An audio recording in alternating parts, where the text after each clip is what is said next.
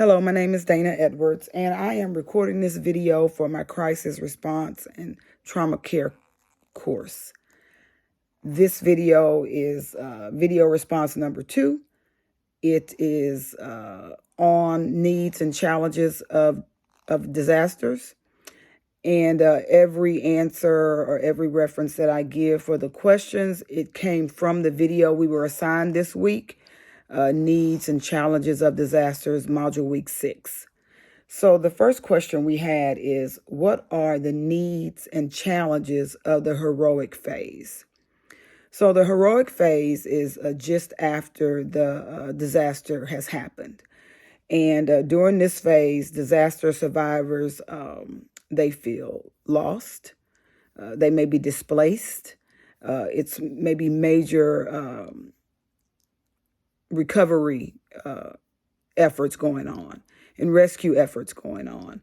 So during this phase, many exhibit a high in adrenaline-induced rescue behavior, high activity most of the time with low productivity. There's evacuation, there's relocation, the impact of physical hazards and possible family separation. Also during this phase, they may be in denial of how the disaster has impacted their homes or how the disaster has impacted their families and loved ones. And they may utilize extraordinary measures to protect their homes and families. And also they may stockpile community assets after excuse me, after a disaster. It's common for rescue and relief, like the American Red Cross comes in and there's water and there's food and there's clothing and all that is available. So someone in the heroic phase are going to take advantage of that and stockpile as much as they can for themselves, also for family members, also for neighbors. So during this phase, it's hectic. And usually the leaders of the family, the mom and the dad or the grandma and the grandpa, they're trying to do whatever they can to make sure that their family is provided for in a disaster type prone area where things have been decimated, where things have been displaced. Some people may even be separated from their immediate families. So there is a hub of activity with rescues and relocations and everything going on through this phase. So, and they're trying to be the heroes for their families, for their loved ones. So this can be a difficult phase psychologically. They may not even know that how bad it's affecting them, because in order to cope, their coping mechanisms tell them to work hard, to work tirelessly, to face tasks, to get it done. What can I do next? How can I shore up this? How can I shore up that? So in the heroic phase, it's a hum of activity going on, and a person is just trying to adapt to what may, for a small period of time, be their new normal. The second question asks us, it says the honeymoon phase can include a crash point. Describe who, when, and why this may occur. So during your honeymoon phase, that's basically the disaster survivors feel unrealistic feelings about this honeymoon phase.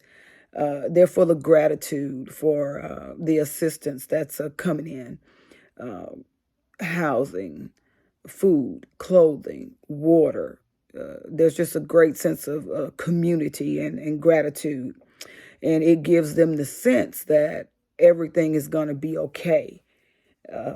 Even if it's not, you get the sense of that because so many resources are available to you during this honeymoon phase.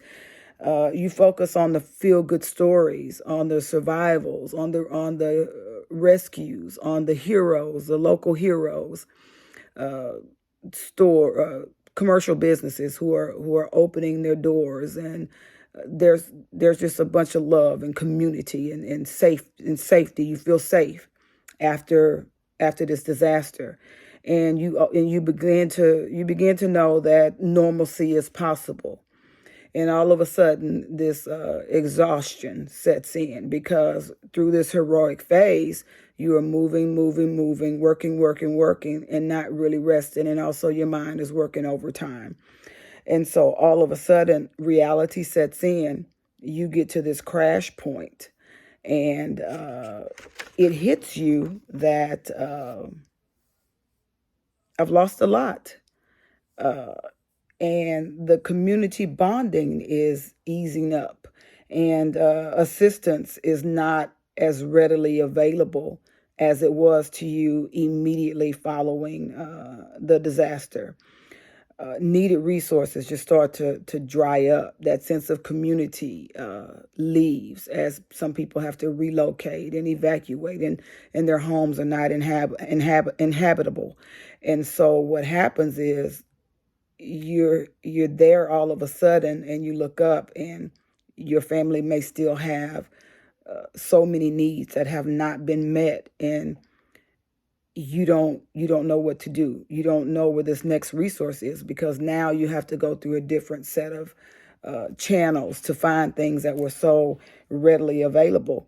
And all of a sudden, there's this dramatic shift. So you go from feeling heroic until almost like you're failing at protecting, providing for your family. So the question asks, who does this affect? Well, it'll affect everyone in the family, but I guess the initial people that it's going to affect are the heads of the household. Men or women or grandfathers or grandma, aunts or uncles, who's ever the head of that household, and who has the responsibility for providing for and looking out for and making sure their family is okay. That's who it will hit the hardest, because that's who everyone is looking to for an answer, for a solution, for a resource, for food, for water, for, there's no lights, there's no gas, there's different things that this family was used to and they needed. They're not available anymore. So all of a sudden, this crash comes, and the new reality sets in. And so our last question says, during the disillusionment phase, fear, anger, and hopelessness can set in. What types of clinical conditions may develop from these circumstances, and what type of treatment is best to overcome them? In the disillusionment phase, the disaster survivors realize that recovery is going to take longer than they expected. So they begin to feel hopeless, abandoned, outside help is gone, resources are shrinking, fearful about their financial future. Many people's jobs may be closed. They can't get to their jobs. Maybe they lost their vehicle. So financial burden is heavy, and they feel helpless, angry. It's just a sense of futility. No matter how hard they are working, they don't feel like they are achieving or doing everything that their family needs for them to do. During this disillusionment phase, the support disappears. Sometimes people can become resentment sets in, and bitterness. So all of these emotions, and they have issues that they don't feel they can handle. And so it's grief, it's hostility, it's isolation, it's loneliness. So as all of these things set in, what happens next is that the mental health of people will be affected, and more so for people who already had a co-occurring plight before they went through the disaster. They already had some trauma effects that they were dealing with. Mental health, domestic violence, just violent tendencies, addiction. All of these things will rear their ugly heads when during times of disaster. So they're exacerbated, and what they could handle, they can't handle anymore. So in cases like this is where crisis intervention lends a helping hand. It's needed to get the people to the right resources. And maybe they can't get to whatever supported them before. Maybe they need this help. This is new help. Maybe they need access to counseling or medication or something they had before to stabilize them. So the best type of treatment for this, like I said, is to have the crisis counseling. So the crisis counseling can get the client to the right resources, whether that's to AA, to NA, to referral to further counseling services they may need. That's what's necessary to get them through this crisis and to solve any lingering trauma and crisis that they had even before the disaster. And that's the best thing that's going to be able to have for them, is to have a resource.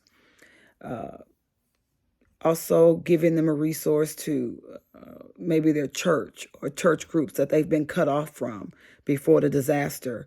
So prayer, church groups, religious organizations, along with mental health care, will be a great resource to disaster survivors who are in the disillusionment period. And I think that's all I have. Thank you. Bye-bye.